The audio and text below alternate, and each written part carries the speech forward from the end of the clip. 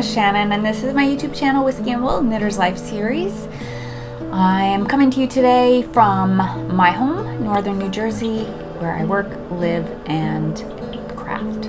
I live right across the Hudson River from New York City, so you may have seen a little clip of New York. And I actually don't know what I'm going to put in because I've been away the last week. And I will be away starting tomorrow. This is Sunday, June 28th. Happy Pride, everybody. It's Gay Pride here in New York City region. Lots of folks out celebrating, a big parade, and so fun. I went many years when I was younger, and I don't know, I hope to go again sometime. Sometimes crowds and noise, I admire it from afar though, and I love that. My sons sometimes go, so they went last year. I don't think they're going this year. Anyway, welcome. I am in the middle of a 2-week vacation. I scheduled my vacation at a time when I'm having new renovations done on my apartment. This phase is the closets, the hallway, my long hallway from the entryway to my living room. That is all getting redone. I came home from week 1 of my vacation to both check on things in my apartment and also just to regroup. I'll be heading back out again on Monday, back to my same friend's house. He actually had other guests coming this weekend, and I opted to come home instead of juggling me and my cat. I took my cat with me, so there will be some clips at the end. I had gone to the beach a couple times, and I took my cat around on little walks in my friend's yard, which he absolutely loved. He hates car rides though, so like the process of getting out to that friend's house and back, the car ride is at least 3 hours, just because of traffic and stuff. It's only 90 miles, but it takes 3 hours. And yeah, so he's not a fan of cars running. So yeah, clips at the end on my little beach vacation, and I'm going back to the same friend's house. I had intended to go to a different friend's house, but she let me know that her beach house got rented. So yeah, so that was that. Made my life simple. So I'll be going back out for the week of the 4th, for the 4th of July celebrations and stuff. So what's interesting is that my neighborhood is very frantically busy, and you might see some of that in the clip. Maybe not, because I tend to focus on the New York City harbor, but we're frantically, my town and the neighboring towns all along the Hudson River are getting ready for the big 4th of July celebration. This weekend, the fireworks will be over the Hudson River. They alternate each year, so even years it's over the Hudson River, and on odd years it's over the East River. So there's a lot of activity going on in my neighborhood, just like them getting ready for what they assume will be crowds, because it is the 250th anniversary of us being a nation. Anyway, I'm here to chat with you about my knitting. I don't think I'm going to keep you very long. I'm hoping to be like around 30 minutes or so. Just gonna get you through what I've been up to with my knitting and spinning. I do have a finished object, so let's get into that. I finished my daily pullover by pattern by Paula Pereira. You can buy it from the Purl Soho. Is it a purchase? Yes, Purl Soho website. It is designed to be knit out of linen quill, which I have used. This is actually my 5th version of this sweater. Yeah, this is a really pretty, bright, not really showing as bright as it is, heavily speckled yarn by Qing Fibre. That's what I have left of 3 skeins. Qing Fibre. This is her Dashing DK base, fine merino, and the colorway Salt.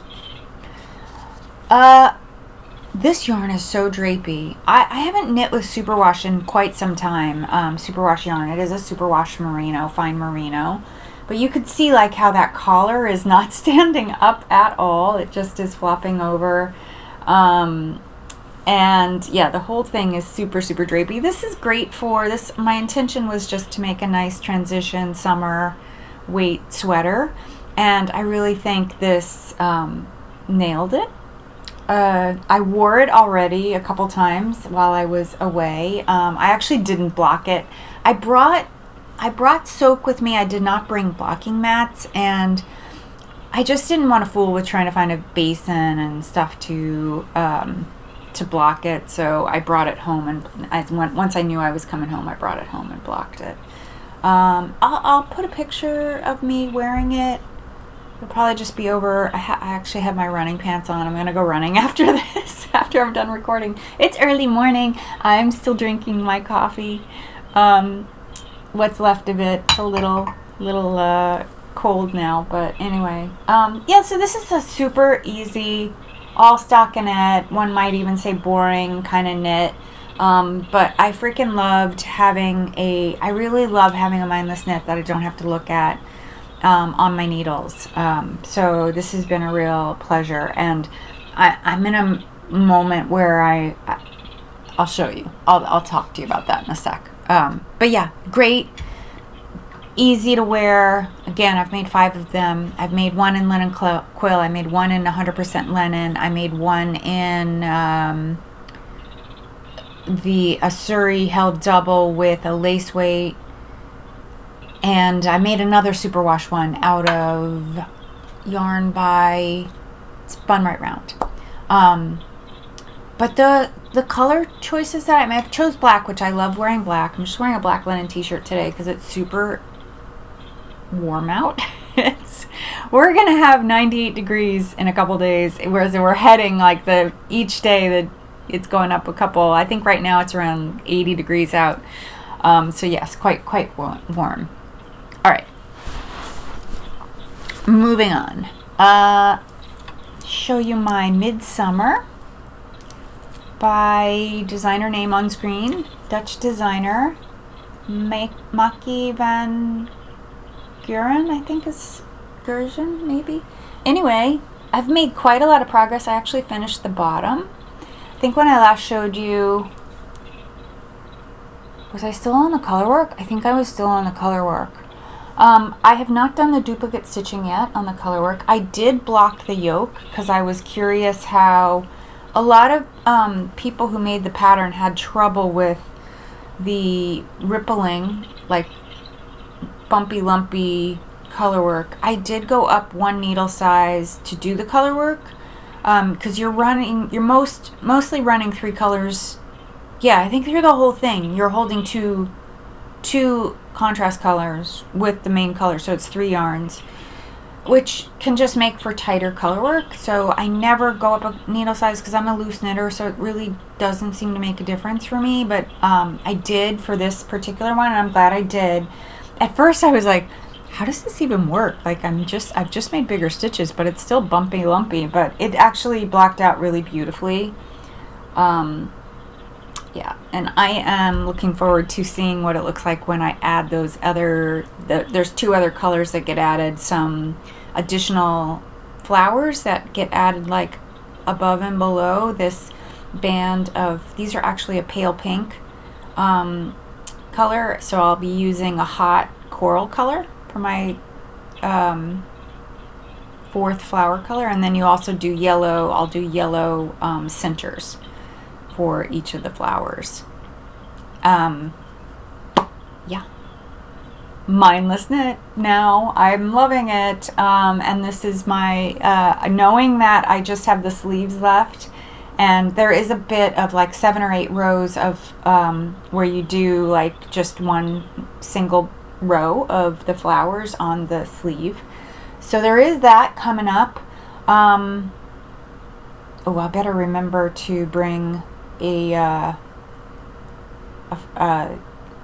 needle size up from this for that part, just so that it doesn't.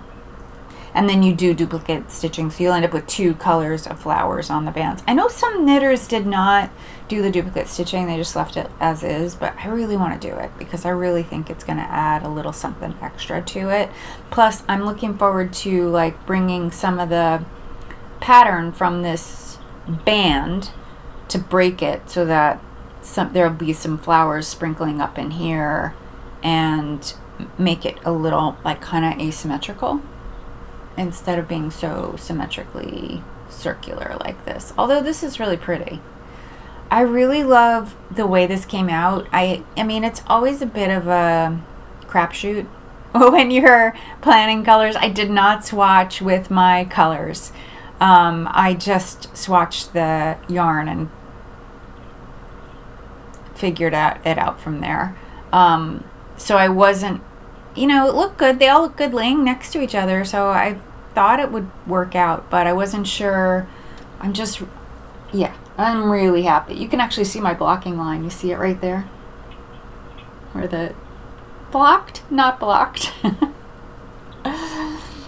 So I literally just started the sleeve, and already having anxiety about not having a mindless knit. So I may be casting on another sort of simple, although it's not 100% mindless because it's not stockinette, it's a rib stitch. I think I'm going to cast that on this week just to get something started that is also a rather easy knit that I can work on while not looking at my hands. Alright, so let me just tell you about the yarn real quick.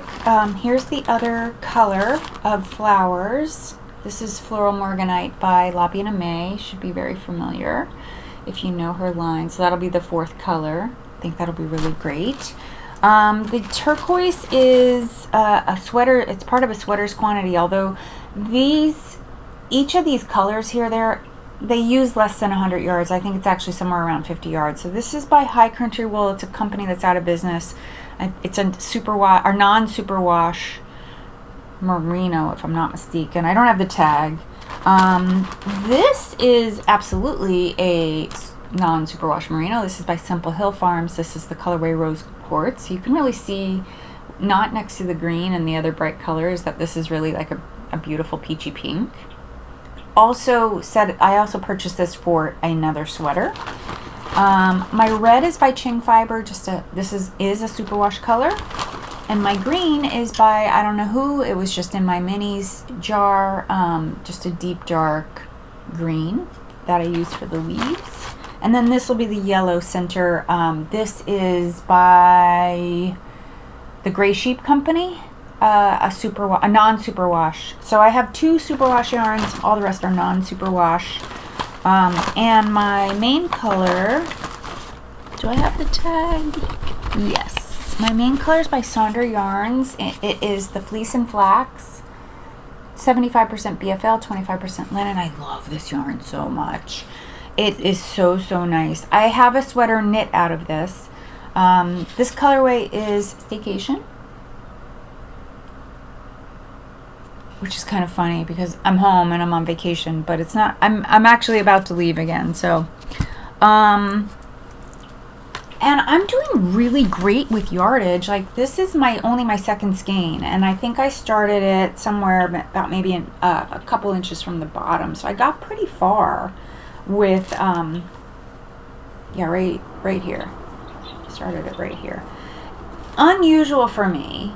And this is my normal size, but usually I knit, it must be the linen must be giving it more yardage. I usually, when I knit fingering weight sweaters, and I knit them a lot, I get through the yoke and maybe a little bit after with 1 skein, then a 2nd skein using up for the rest of the body, and then I'll break into the 3rd skein around the 2nd sleeve or so. And that's exactly what happened with the daily pullover, and which is why I have about half a skein left. So it's usually about 2.5. I'm usually about 2.5 skeins of fingering weight yarn for my size. And I'm a 37.5 inch bust, so I'm usually making like a 2nd or 3rd size.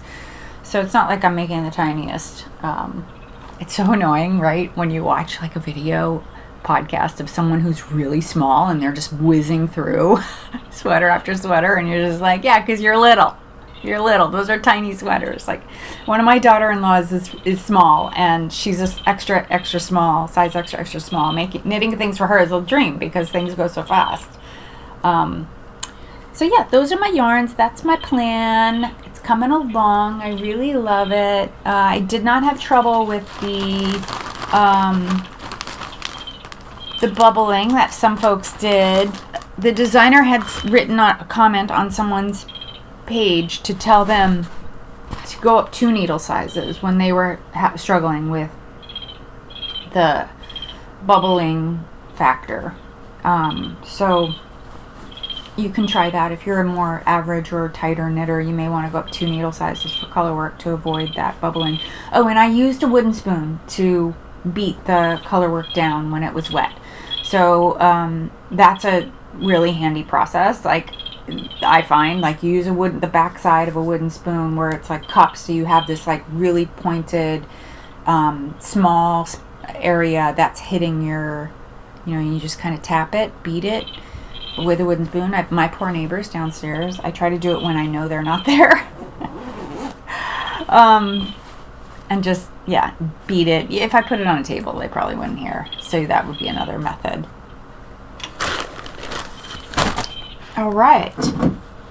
My other long-standing whip. This is my small travel, put in my bag to take to a restaurant or to the office when I'm in meetings and such. But I am working on a version of the Soda Pop hat by Sari Nordlund.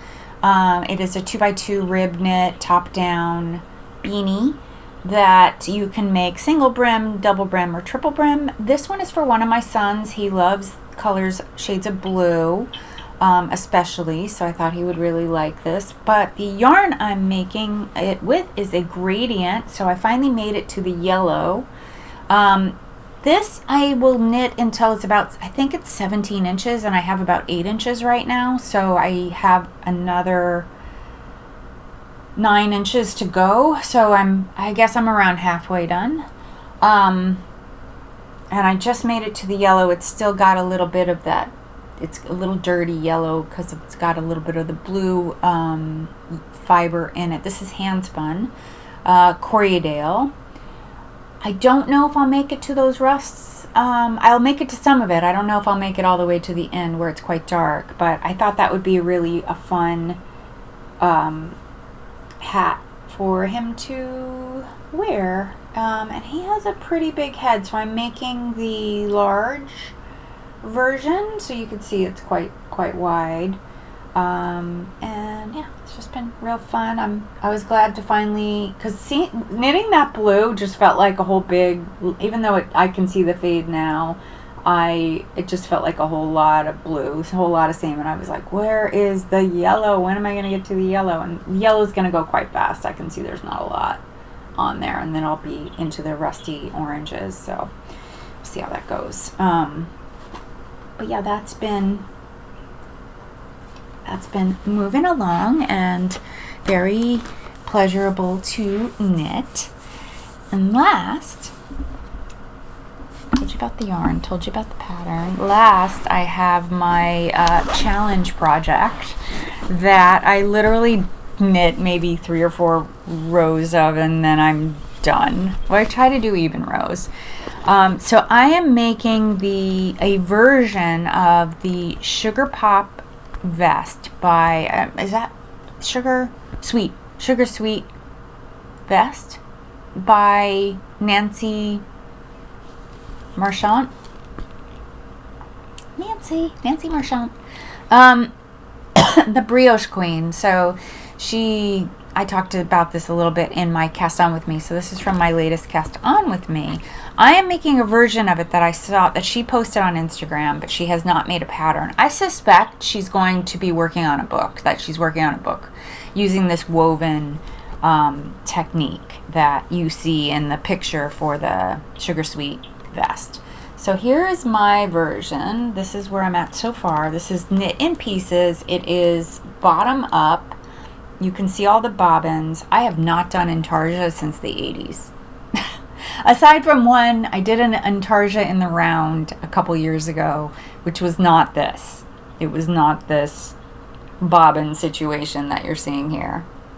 So this is based on this pink version that Nancy posted on Instagram. I just fell in love with it. I immediately screenshot it and I queued the pattern, and I waited a while to see if she was going to publish pattern for this particular one, but she didn't. So I thought this is a really perfect time to knit this, because I had the two mindless knits on the needles, and I was like, I need something challenging, something where I crave, knitting or crafting something that takes all my attention. And I can listen to things, I can listen to people talk, I can listen to a program, but I really am looking at my hands while I'm knitting this, because you can see it's a lot of stopping and starting with different colors. So I am about 6.5, I have about 6.5 inches total here. And in another half inch, I start the horizontal stripings. You do 3 horizontal bars and then begin the armhole shaping. Super interesting to work on something that just requires a little more hand-eye coordination, and yeah, I'm really enjoying it. I've learned about the bobbins. You need to wrap through that holder twice to keep them from unwinding. Sometimes when I lift my project up to turn it, a couple of them will start unwinding, which is just like, oh no. But I mean, you can see like it's not too bad right now. So they're all kind of hanging in there. And doing this, holding it like this, gets them all lined up. Then I can lay them down in my lap and start the next row. The mohair is done in a seed stitch. I hope you can see that. Let me get in close. See that?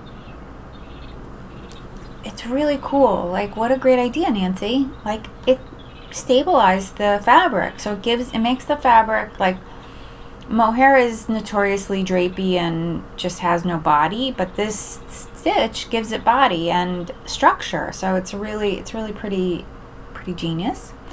I really like that. It's a pain in the ass to do though, because it's slippery yarn on steel needles or aluminum needles, metal needles, and it slips a lot. Let me tell you about the yarn. My mohair is by Ito. It's the colorway pale blue, so it's just a soft pale blue color. And I'm not going to show you all of these. I'll just show you some of them. I'll show you the green because that's nice and easy. All of my woven strips are this Purl Soho knitting yarn DK. It's super affordable, non-superwash merino, 100% merino wool. I think I got it on sale, and I want to say I paid around $10 a skein, which is pretty freaking good. I think they're 100 gram or 50 gram skeins. I think they're 100 gram skeins. It's made in Peru. Yeah, 100 gram skeins, 220 yards, which they're calling it DK. 220 yards would be more like a worsted, but this is perfect for this pattern. I got gauge. I made a gauge swatch in the sugar sweet pattern just to get a feel for how to do the stripes, how to do the woven technique, and yeah, it was I hit gauge, so that was cool. That was good to know. And then I also gauge swatched the mohair in a seed stitch just to so I could figure out my entire stitch count, because it turned out that I couldn't really follow the sugar sweet. I'm not following the sugar sweet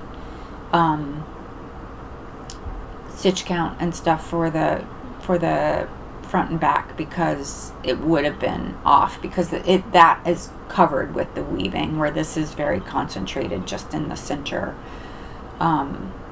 third, like the 1/3 of the center. So I ended up putting together to figure out my cast on stitches. And I have notes on my project page in Ravelry if you're interested in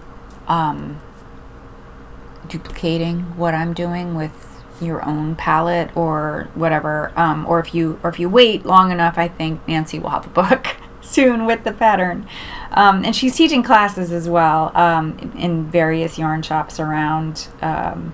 She's from the Netherlands, so mostly the yarn shops that she's knitting or teaching at are in Europe. I don't know that she's coming here. Okay, I just tangled stuff up. So I'm going to put this away so I can detangle later when I pick it up again. And I'll have all the color names of this yarn I'm using down below in the description box, and then also on my Ravelry page. And I did do a cast on with me. If this is your first time seeing that project, that you can check out whatever, whenever you like. My last cast on with me had that. All right, pivoting to spinning. I'm doing good. I'm not even at 30 minutes. Pivoting to spinning. This is a skein that I finished recently. This was a mishmash of a couple different 50-gram braids that I had that were in these orange and red tones, and I really, really love it. One of my sons loves orange, so I always think of him when I'm making anything orange, orangey red. His wife does not like orange, but he loves it, so I make him socks that are orange, or things like that, so that he can enjoy his color without his wife scowling. I shouldn't say that. She doesn't scowl. But she does say to him, no, he can't wear orange t-shirts and stuff like that. So anyway, it looks good on him. He's my one boy that's, I would say like a bright autumn. I think those are his colors, if you know the color seasons.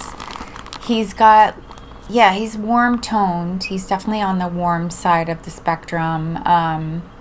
And he has like, my sons are all Hispanic, so they all have deeper coloring than I do. And he has like this warm, beautiful, beautiful caramel colored skin. Beautiful. But yes, so he can pull orange off. I just think she doesn't like it. Anyway, I also spun some self-striping. These will be self-striping. I chain plied 250-gram, made for socks, 250-gram skeins. This is by Into the World.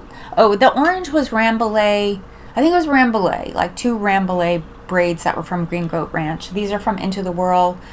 Some of my oldest fiber. I've just been cranking through my fiber. I recently bought a little bit of fiber because I calculated and figured out that if I continue to spin every day and spend like anywhere from 10 minutes to 30 minutes every day, I'm going to be out of fiber to spin by the end of August. So yeah, I'm not going crazy buying a lot, but I also know Tour de Fleece is starting next Saturday, so I will be spinning more than usual.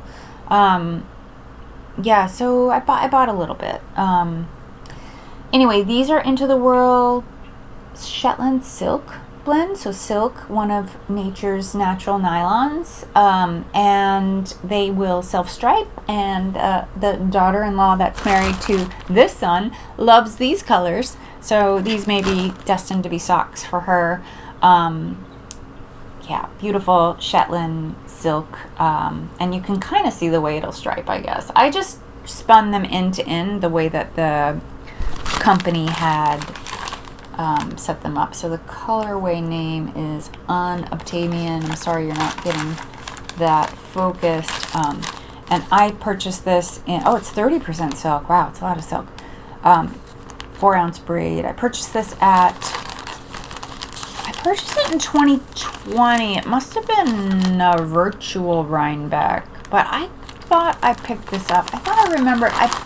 Maybe I purchased it in 2019, because I thought I was in person when I got this, because Into the World has a big booth at Rhinebeck every year. And now I can't get these back in the bag. I'll do that later. Otherwise, you're just going to hear crinkle, crinkle, crinkle. All right, I'm right at 30 minutes, so I'm going to just tell you about the renovations real fast. So I had a little bit of a setback with them. Oh my God, the dirt when I got home. So I have everything. My bedroom door was shut. It's at the end of the apartment, and it stayed dust free.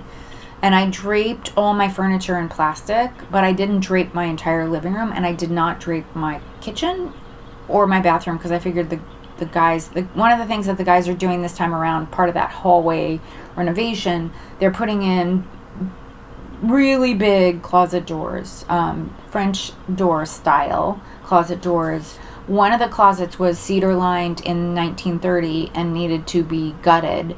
So they gutted this one closet, and they found that there had been a cedar layered ceiling, and we really didn't know what was under that, like lower than my apartment. My apartment has 9-foot ceilings, and sorry, some of you might be hearing this again. So just for a full story, we weren't sure what was underneath that ceiling. So while I was gone, he gutted the closets. One of them he left because it was in good shape. The walls were in good shape, and I had already hung shelves in there. I had already installed shelves in there. So I just pulled out. I knew it was going to be dirty work and that I wasn't going to be able to protect those shelves. So I took out all of the removable shelf pieces and left the two towers that those all slide into. And I told the contractor he could remove those towers and put them in my living room while he was doing the work if he wanted. And I had intended to be gone for the entire time, for 2 weeks straight. And so coming home was something that I didn't, for 2 days, I didn't anticipate, but it's fine. Like, I was actually, once I realized I had needed to come home, I was kind of like, oh, cool, I could see what they're doing. The cedar one is completely gutted. He said there were 4 layers of wall. There was sheetrock on top of plaster on top of these wooden slates, which you'll see in this clip. These wooden slates, they put plaster between. I guess that was like the way they built buildings in the 1920s, which was when this building was built. But the ceiling of the closet, once he took the cedar out, it just opened straight up all the way to the roof. So there's a attic above my apartment that's about 4 feet high. So it's like a crawl space that the same contractor had gotten up into to do the electric in my apartment when he did the kitchen renovation. So he was aware of what was up there, but I guess they didn't crawl back this far to see this hole. So there's this big hole, or maybe they saw it but didn't realize that it was my closet. So yeah, crazy. So it just opened straight up. So I have my ACs on, and all I'm doing is like sending cool air up into the attic. Somewhat. I mean, it's partially blocked by plastic right now. But my God, the soot everywhere from this renovation. My kitchen was covered in soot. It was so disgusting. So I bought a whole bunch of more drop cloths, and I'm going to be covering up the kitchen counters and the floors. I'm going to cover my living room completely in plastic, because they'll be coming back.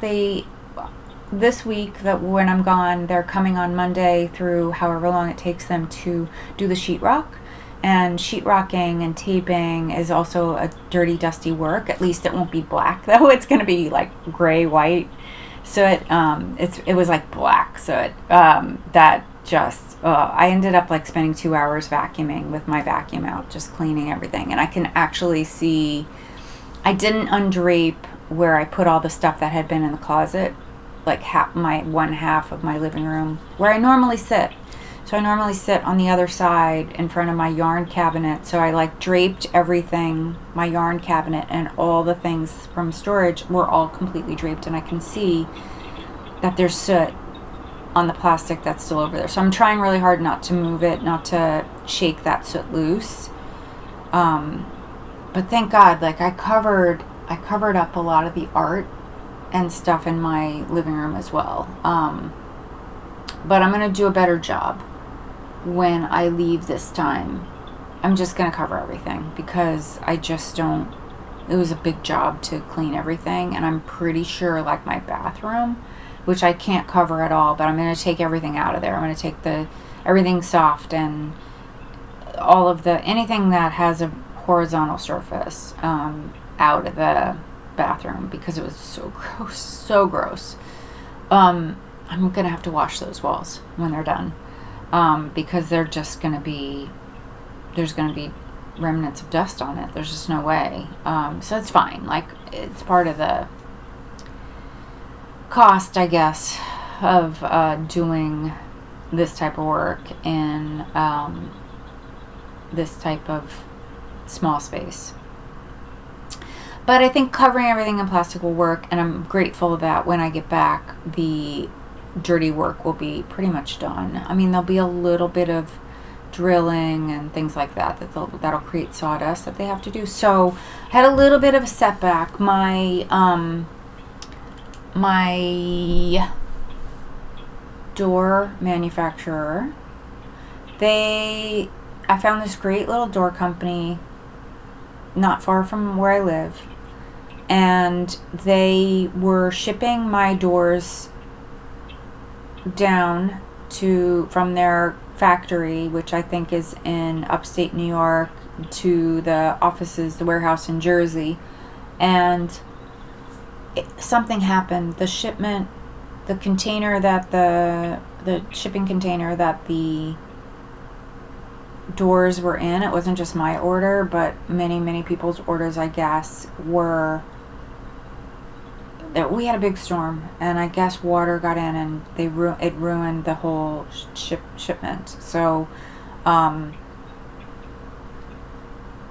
I'm waiting an extra couple weeks. It took 2 weeks for that to come in, and I planned my vacation. I planned, the contractor had made time in his schedule to come and do this work on my apartment based on the delivery of the doors, because he wants the doors here before he cuts out the framing of he's going to rough it at this point, because he doesn't want to wait on doing that work. And we're actually hopeful that the doors will come this coming week. I don't know that they will. I have to find out tomorrow.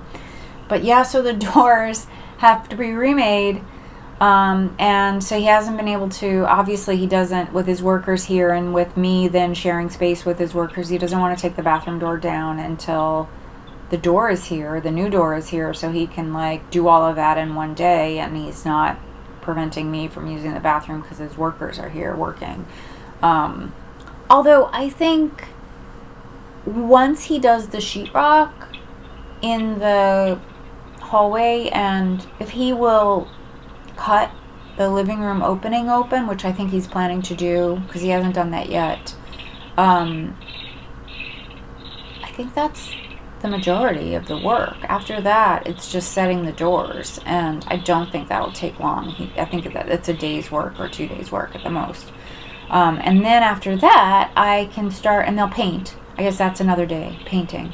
After they paint and everything, I'll be able to move my stuff back, move my stuff back, and I'll be hanging a new shelf unit in the other closet, which is very exciting because that's going to get me 2 more feet worth of height in that room, in that closet, and that much more storage, which is awesome, because one of the things is, like, when you have too much stuff in a storage space, it's just really difficult to organize. So I'm really looking forward to organizing it. And I'm gonna my bedroom closet needs the same treatment, but I just can't bring myself to allow like that level of mess in my bedroom. Like, I guess if I could be gone for the whole time, like, and do something similar to what I did here, that might work. And maybe I'll do that next year. I don't know. I don't have the capacity to do that right now. So I am gonna though take advantage of the new space and move some stuff that's in my bedroom closet out and rearrange some things, like maybe store stuff in the top shelves in my bedroom of things that I don't really want to use. Like I'm not, because right now I have all clothes in there and anything that's on the top shelf is just inaccessible. So I'm gonna put, maybe I'll put on the top shelf like my mementos and things like that, things that I don't really need to look at on the regular. So I'll put some of those in my top shelf on my closet and just in my bedroom closet. And then because like I have boxes of sweaters up there now that I haven't seen in a couple years because I just haven't taken them down. So I want to just rotate through those, get those down, and yeah, just sort through, give away a bunch of older things. So anyway, that's what I've been up to the past week or so. I hope you enjoyed this little catch up and this little like hand wringing over renovations. So yes, I have another week of vacation ahead of me, and then like probably a week of some like hard maneuvering in a semi-dirty, partly being renovated apartment. Maybe I'm gonna plan on it being two more weeks when I get home. I'm really dreading coming home to whatever I'm gonna come home to after this week away, because I was really contemplating, like, could I just stay? But I can't. It's gonna be super dirty, and I just don't want to deal with going up and down the hallway, traipsing through dust and stuff. I would be cleaning every day after the workers leave. I just don't want to do that. So it's probably better to come home once and do all the cleaning. My issue is that I really should come home Saturday, but that's the 4th of July and it's going to be very crazy in this neighborhood. Sunday too, though, like they are blocking off a bunch of parking in my neighborhood, and parking in my neighborhood's already stressful. If I come home during the day, I'm fine, but if I come home at night, it's terrible. Just like people are just parked willy-nilly, illegally all over the place. So I just don't want to cope with that. So I think coming on Monday is the move, but also like I have to work Monday, even though I'm working from home. So I'm going to come home early Monday. I'm going to come home to a mess. I'm going to probably spend an hour or two cleaning in between answering emails and trying to deal with my job. And then it's just going to be exhausting. It's going to be an exhausting day, Monday, and probably into Tuesday. And I'll be back in the office on Tuesday, Wednesday, Thursday. Then I'm home again. So things you do for new and improved space, but it's going to be worth it. It'll be worth it. It'll all be good. Anyway, I hope you're doing well. Thank you so much for hanging out with me a little bit this morning or this afternoon or this evening, whenever it is you're watching this. I know it's like holiday time, so I expect, a little less watches and stuff anyway. So, but if you're here, give me a thumbs up or comment. I love reading your comments. I really enjoy the back and forth that I have. Learned so much. Like folks have shared so much with me about things that I don't realize all the time. So it's really, really wonderful to engage with you if you decide, if you want to. I'll see you again soon. Take care. Bye.